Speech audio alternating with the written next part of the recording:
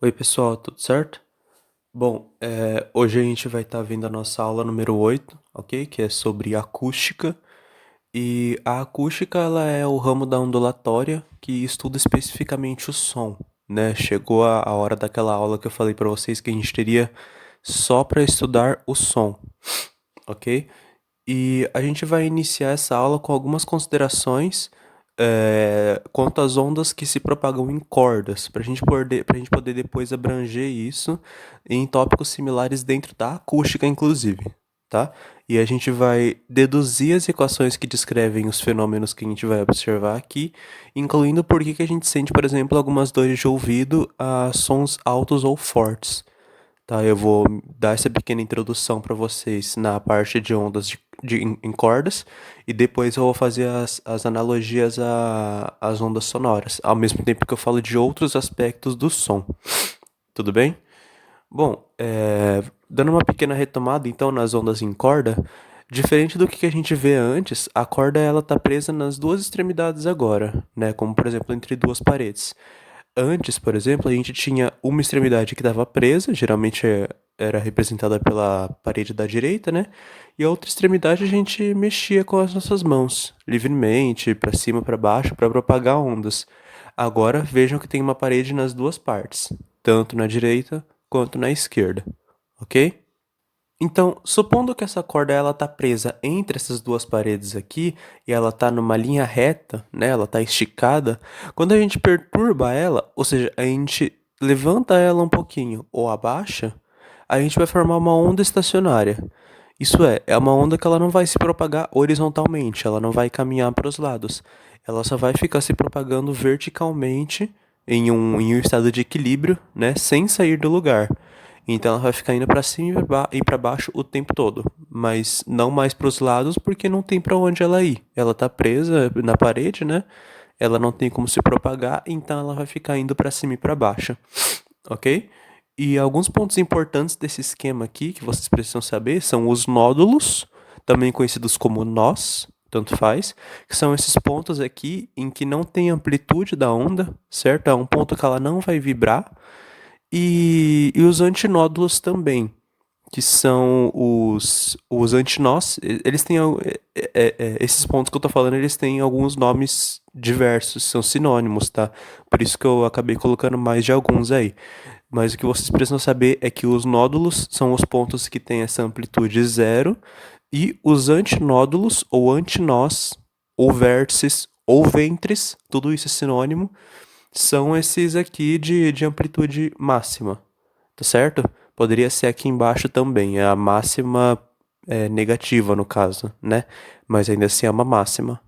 E quando a gente vai fazer uma análise quantitativa dessa onda, a gente se refere aos comprimentos de onda e as pequenas frações ou porções que eles adquirem na corda. O que eu quero dizer com isso? Eu quero dizer o seguinte: se vocês têm aqui uma corda esticada horizontalmente por todo esse comprimento, quando a gente for analisar essa onda matematicamente, né, quantitativamente, o que a gente vai ver é o número de comprimentos de onda que essa corda consegue formar nesse tipo de vibração que a gente proporcionou, que a gente causou nela, certo? Então aqui vocês vejam, por exemplo, quando a gente vai analisando aqui da extremidade esquerda, a gente sobe, e aí chegando nessa parte aqui do segundo nó já, né?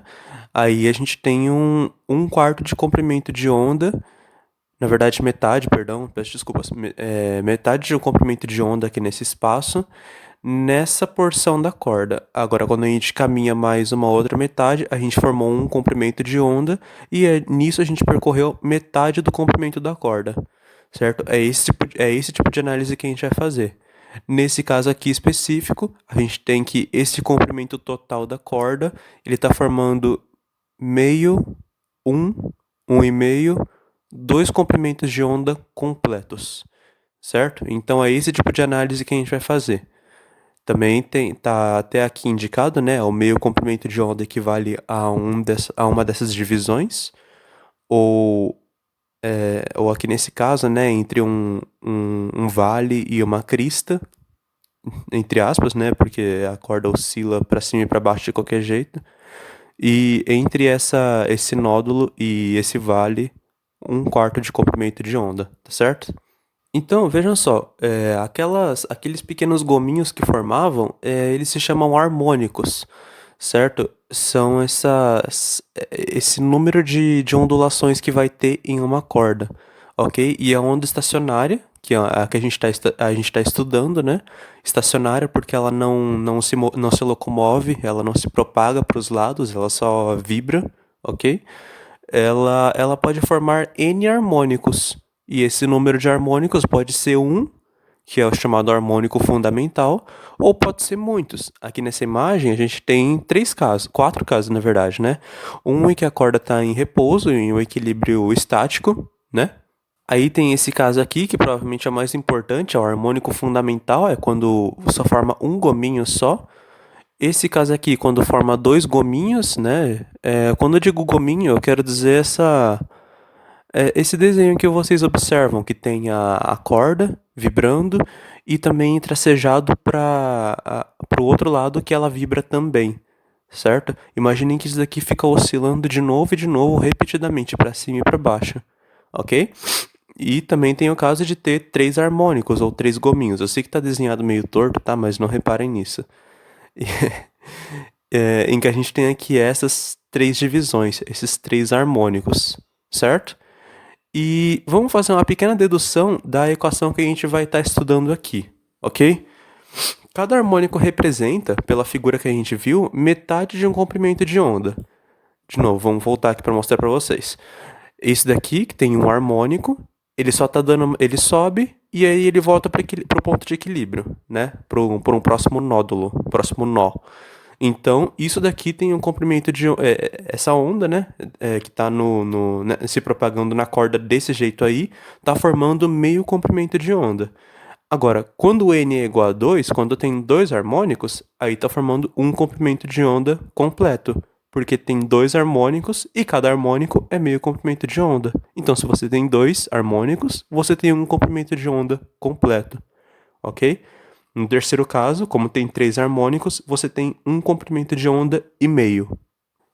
E isso foi o que eu expressei aqui, quando eu fui escrevendo o primeiro harmônico, o comprimento é igual a meio comprimento de onda, certo? O comprimento da corda é igual a meio comprimento da onda, que é o caso do harmônico fundamental, o N igual a 1. Agora, quando está no segundo harmônico, você tem dois harmônicos multiplicado pelo comprimento de onda sobre 2, porque você tem duas vezes o que seria só metade da onda. No terceiro harmônico, você tem três vezes o comprimento de onda de um único harmônico, ou seja, lambda sobre 2, ok?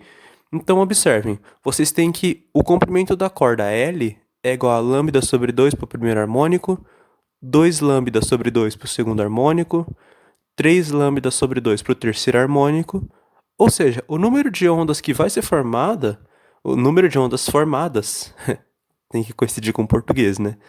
Ele vai variar conforme o número n de harmônicos que tem uma corda.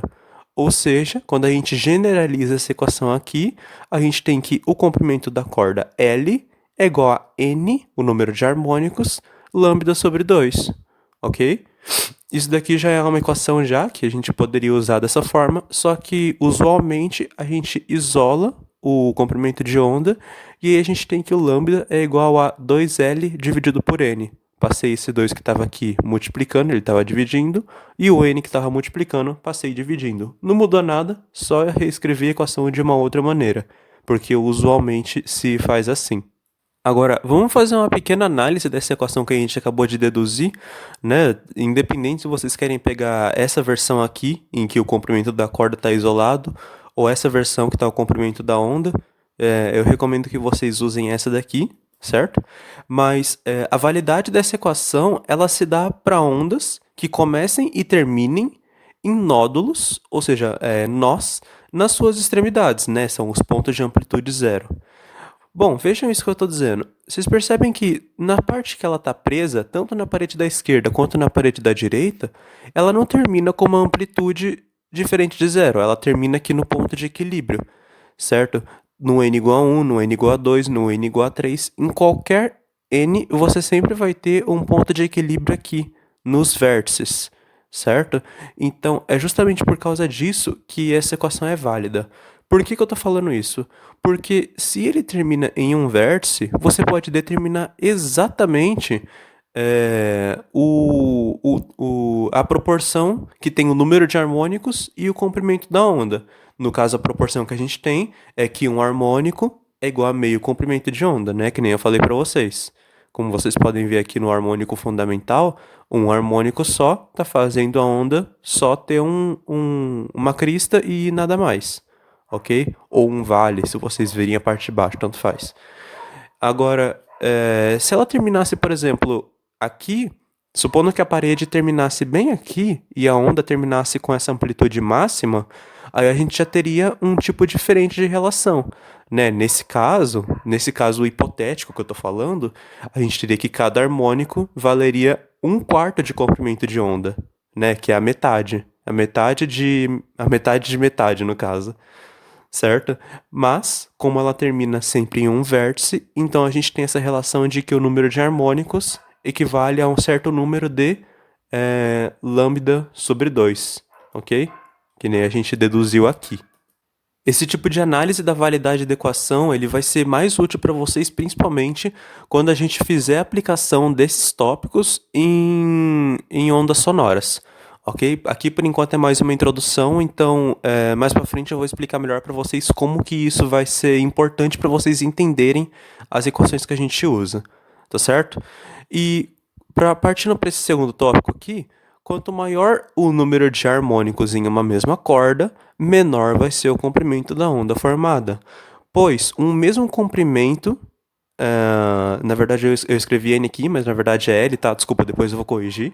Ele vai precisar conter os vários comprimentos de onda dentro de si. Então vejam só, aqui nesse slide tá o exemplo disso. O comprimento da corda é o mesmo, eu não estou variando ele. Só que conforme eu aumento o número de harmônicos, percebam que o comprimento da minha onda ele diminui. Por quê? Porque uma corda que tem esse tamanho aqui, e tem o mesmo tamanho no terceiro caso também, por exemplo, nesse primeiro caso ele só tem que comportar um harmônico. Então vai ter só meio comprimento de onda para ocupar a corda inteira. Agora, nesse caso aqui, como são 3 harmônicos, você tem que usar a corda inteira para ocupar 3 meios de comprimento de onda, certo? É um número maior. Então, quanto maior o número de harmônicos que você força a oscilação numa corda, menor vai ser o comprimento de onda, certo? Vocês também podem ver isso daqui nessa equação, certo? Em que se vocês têm o L constante, se vocês aumentam o N, o lambda diminui, certo? E vice-versa, ok? E no terceiro e último tópico, vocês também podem perceber que a gente vai ter ondas completas em todos os harmônicos que sejam pares, certo? É um conceito que está condizente com essa equação aqui. Vocês têm 2 exemplos disso aqui. Nesse daqui, como o harmônico é ímpar, então não formou uma onda completa. E no n igual a 3, também não. E agora, no n igual a 2, vocês podem ver, formou uma subida aqui e depois uma descida, certo? No segundo harmônico, formou uma onda completa. Nesse outro caso aqui, que seria 4 harmônicos, né? Porque primeiro, segundo, terceiro, quarto, ele também está formando 2 ondas completas, certo? É um número inteiro de ondas. Na equação, como que a gente pode ver isso? Bom,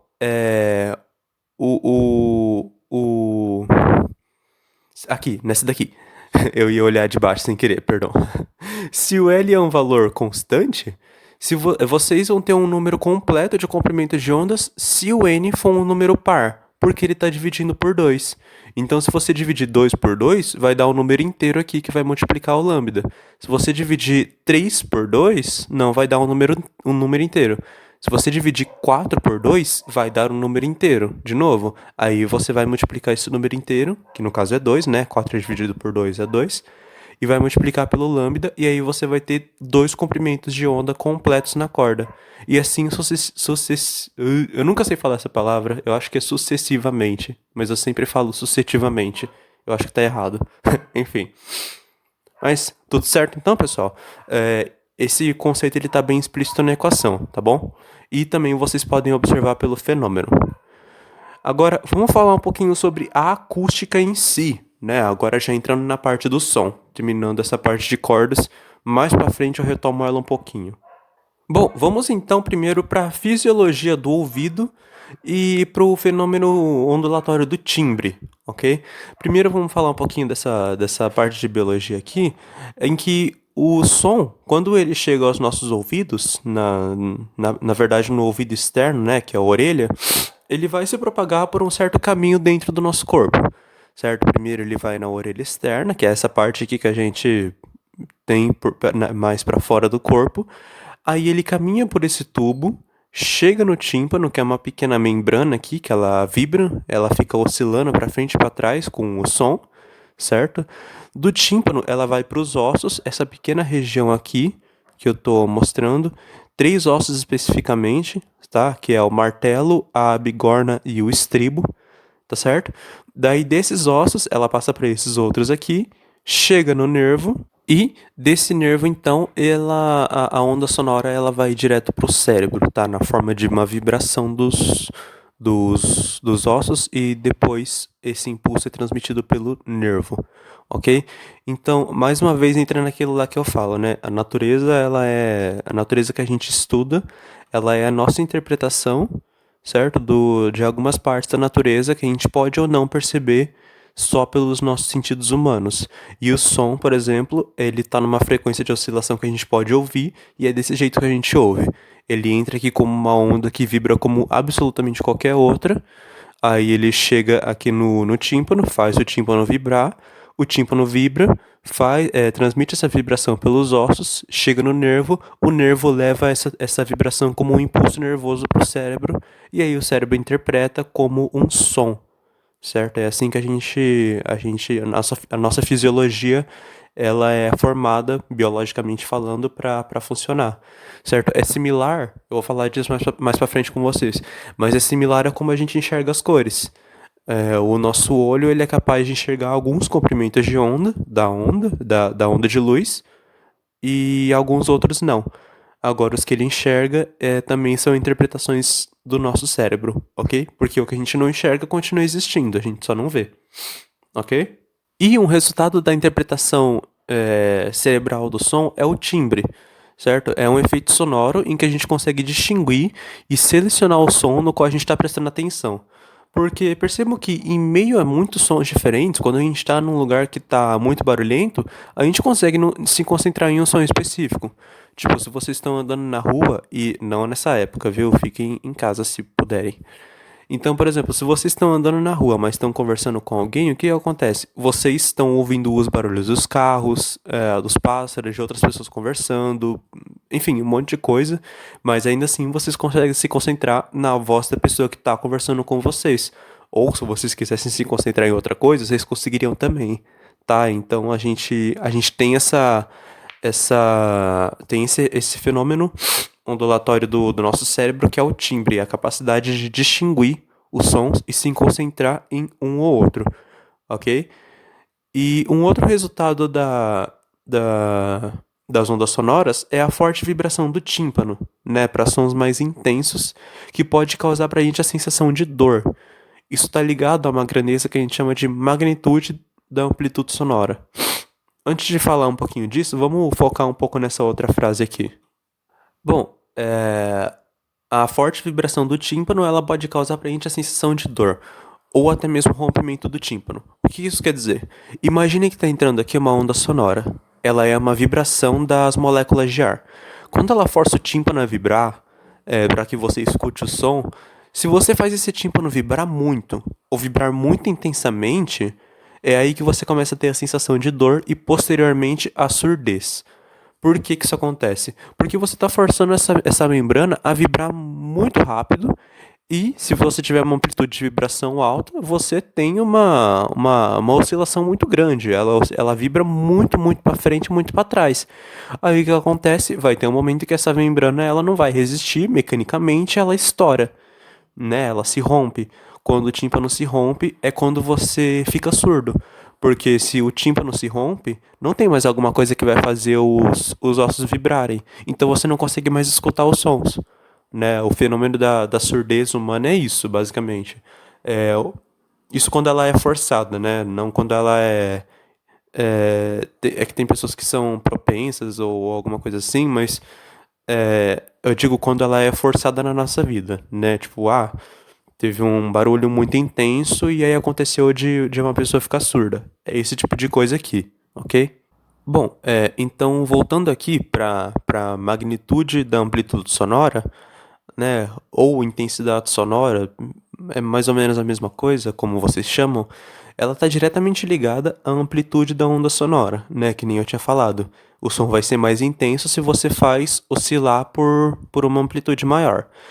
E ele determina se o som ele é forte, se ele é muito intenso, né, ou se ele é um som fraco, que é um som um pouco intenso. Agora, uma coisa que a gente vai ter que diferenciar, eu já falei disso para vocês antes, mas eu repito aqui, os sons altos e baixos do ponto de vista da física e do ponto de vista do cotidiano são diferentes, ok? No ponto de vista do cotidiano, a gente diz que o som é alto quando a gente quer dizer que ele é intenso, e a gente diz que o som é baixo quando a gente quer dizer que ele é pouco intenso, ele é fraco. Mas na física, o som alto quer dizer que o som tem uma vibração uma frequência de vibração alta, ok? E ele é baixo quando ele tem uma frequência de vibração baixa. No cotidiano, a gente interpreta os sons altos como sons agudos. Quando você tem uma frequência de vibração muito alta, o som ele fica bem fininho, então ele fica agudo. Agora, quando você tem uma frequência de vibração baixa, então ele é um som mais grave, ok? E a magnitude sonora, representada por ΔS, ela é, portanto, uma medida da intensidade sonora de acordo com o que a gente pode captar. Existe um intervalo de frequências que o ser humano consegue ouvir. Né? Eu acho que eu não coloquei nos slides, mas ele varia entre 20 e 20 mil Hz. Tá? Se eu não coloquei nos slides dessa aula, provavelmente eu vou colocar em outra. Mas ele varia entre 20 e 20 mil Hz aproximadamente, ok? Quando a gente está nos 20 Hz, a gente está no limiar do que a gente não consegue escutar. Então a gente diz que naquele ponto de 20 Hz a intensidade sonora é nula, certo? Então o ΔS, que é a magnitude sonora, ele é uma medida da intensidade de acordo com o que a gente pode captar. Ou seja, se há um ΔS, é um S menos um S0, certo? É a medida da relação em um ponto que a gente não escuta, o S0. Então a gente diz que a intensidade no ponto inicial seria zero. Esse ponto inicial é o ponto de 20 Hz, quando a gente já não consegue mais escutar. Ok? Eu até coloquei aqui como uma nota. Ok? ΔS igual a S menos S0, que é igual a S menos zero, né? Porque S0 é igual a zero. Então é só igual a S.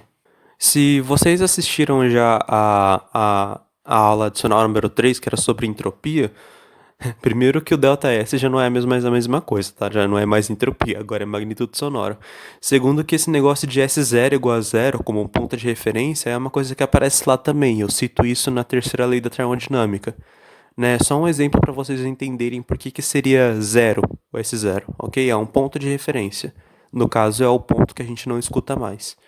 E a intensidade, que é referente a esse ponto, ela é aproximadamente a 10 elevado a menos 16 watts por centímetro cúbico, ok? Não é porque a gente não escuta que não tem intensidade, até porque tem onda de qualquer jeito, ok? Mas a intensidade, como vocês podem ver, ela é bem pequenininha. E assim a gente tem as nossas medidas habituais de decibéis. O ΔS, que é medido em decibéis, ele é igual a 10 vezes uma função matemática que eu não sei se vocês já viram, mas se chama função logaritmo. Se vocês não viram, depois eu vou dar uma pequena mostra como é que funciona isso em um exercício, ok?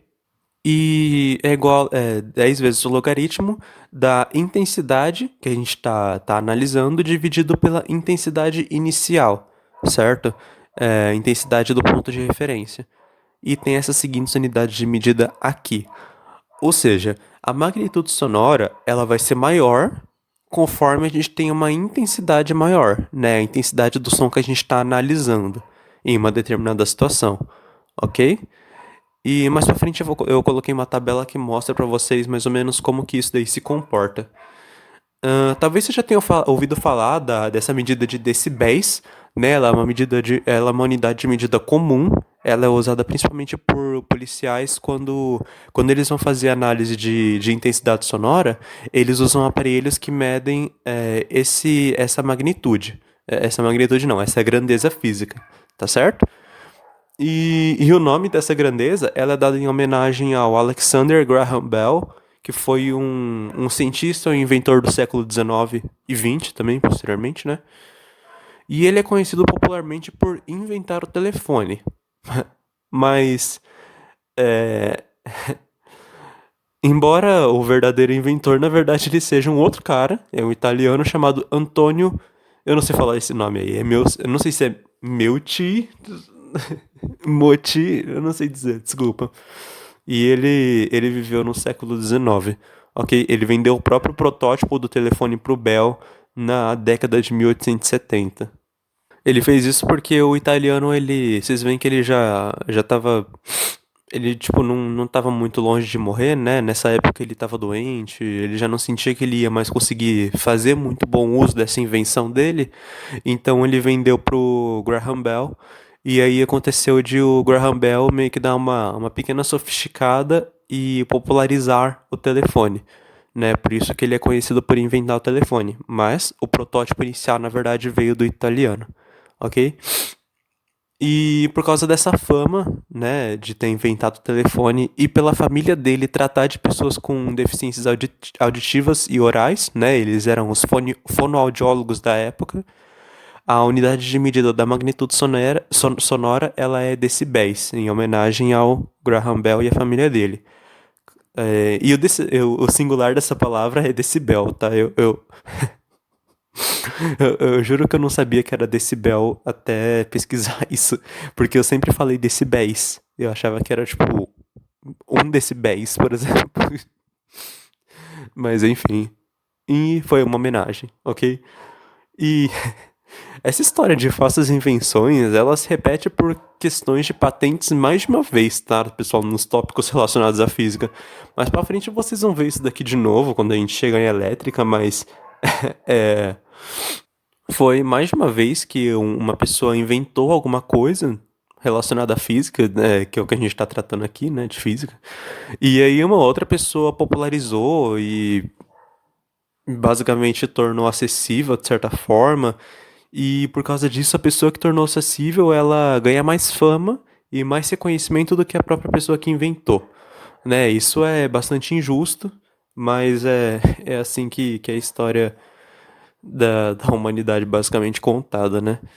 E aqui não é um caso diferente. O Graham Bell, ele não foi inventor de verdade do telefone, ele pegou um protótipo e aprimorou. Mas fica aí a curiosidade para vocês. E algumas considerações finais é que essa tabela aqui que eu disse que ia colocar, ela mostra alguns exemplos de magnitudes sonoras que tem no nosso dia a dia, certo? As intensidades aqui medidas em decibéis, ok? E o limiar da dor, que é esse ponto aqui, é onde a gente começa a sentir incômodo com o som e posteriormente dores de ouvido. Ok, vocês podem ver que o tic-tac de um relógio está muito longe de causar dor, tá? Ele tem uma medida de mais ou menos 10 decibéis, né? As folhas no vento, 20 decibéis. Uma conversa normal, 60 decibéis. Uma conversa mais animada, 90 decibéis. Ok? Até que, tipo, uma festa, por exemplo, tem 120 decibéis, mais ou menos. Depois daqui é que já começa a ter os incômodos no ouvido, as dores. Certo? A zona de perigo, que é essa parte aqui mais para baixo, ela se refere a intensidades sonoras que podem deixar a gente surdo, ok? Vocês podem ver que, tipo, o avião a jato, ele decolando a uma distância mais ou menos curta, ela, na verdade, bem curta, né? Ela já é uma intensidade sonora que machuca, né? Grandes explosões têm de 200 decibéis para cima, e é geralmente isso daqui que deixa as pessoas surdas, né? É barulho de explosão. E aqui já é uma zona de perigo para os ouvidos e pode colocar em risco, em perigo a sua audição, ok? É assim, por exemplo, que se faz os cálculos de quando você tá com fone de ouvido no celular. A maioria dos celulares hoje eles têm um pequeno mecanismo de que quando você chega numa certa altura do som, altura entre aspas, tá? Altura no sentido do cotidiano.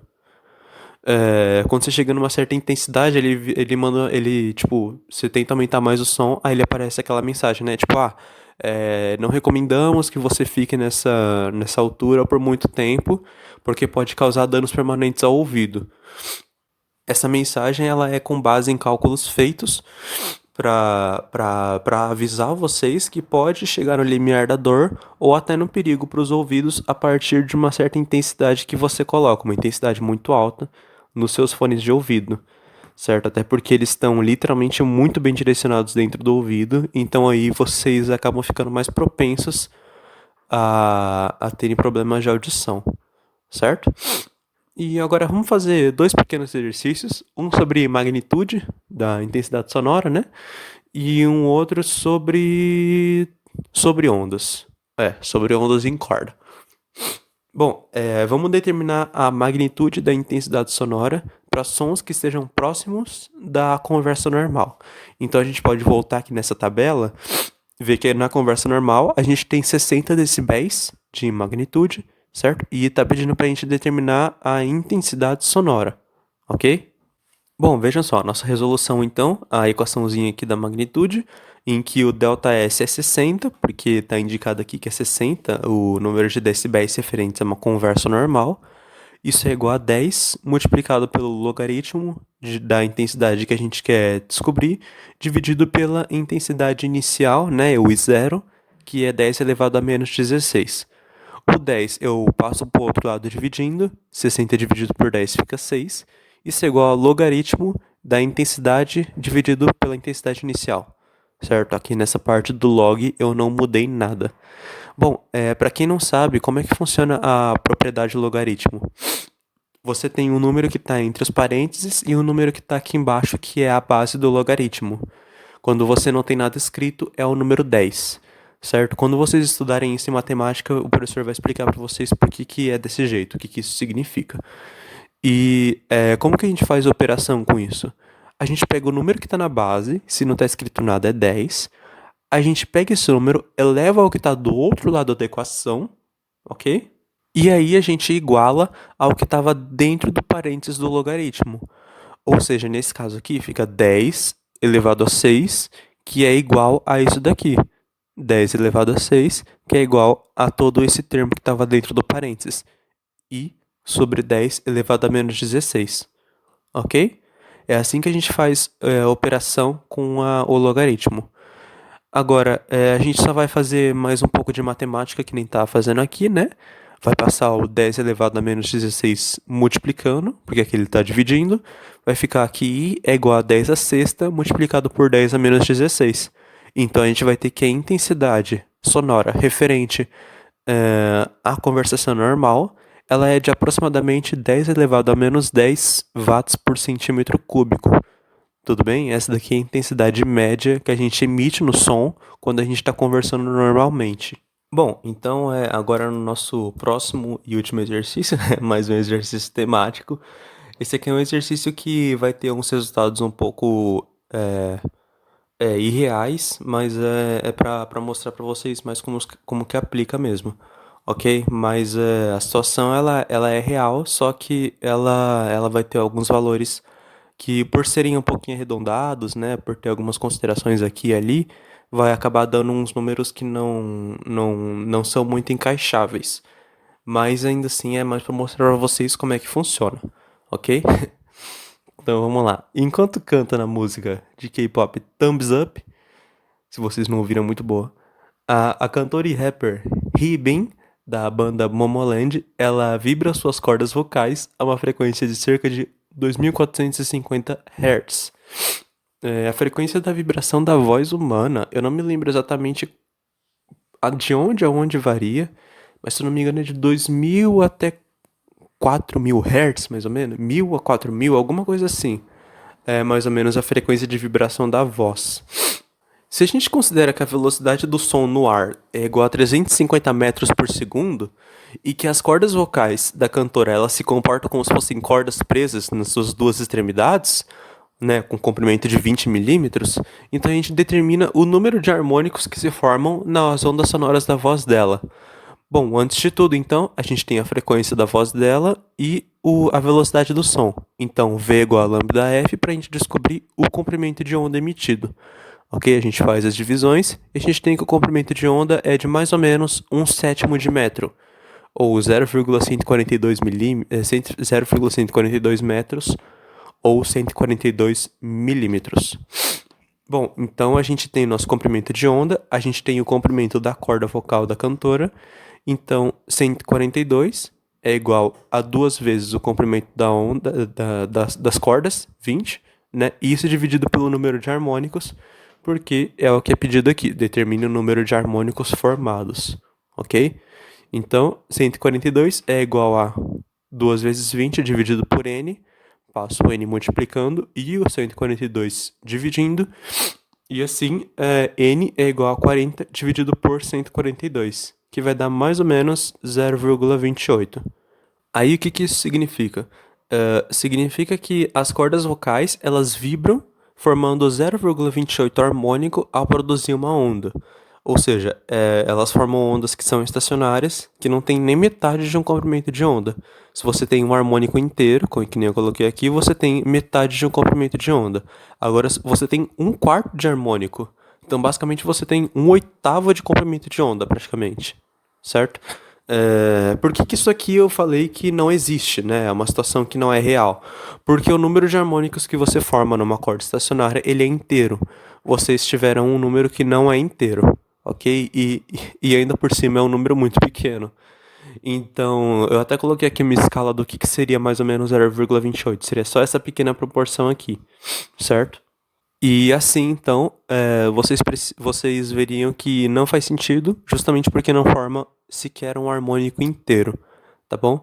Mas foi só um exemplo numérico para mostrar para vocês mesmo como que aplica. Esses dados aqui, eles todos estão reais, tá? O comprimento das cordas vocais é mais ou menos isso, a velocidade do som é mais ou menos isso, a frequência de voz tá uma frequência condizente. Só alguns comportamentos aqui que a gente teria que analisar um pouco diferente para fazer sentido, certo? Tipo, considerar que é uma onda que nem como se fosse uma onda em corda, né? É uma consideração um pouco grosseira isso. E aí por isso que dá esse tipo de resultado. Mas como vocês podem ver pela música, ela canta de verdade e muito bem. Mas tudo bem então, pessoal. É isso. Eu espero que vocês tenham gostado, espero que vocês tenham entendido. E qualquer dúvida, vocês podem sempre me mandar mensagem. Então, muito obrigado e tchau, tchau.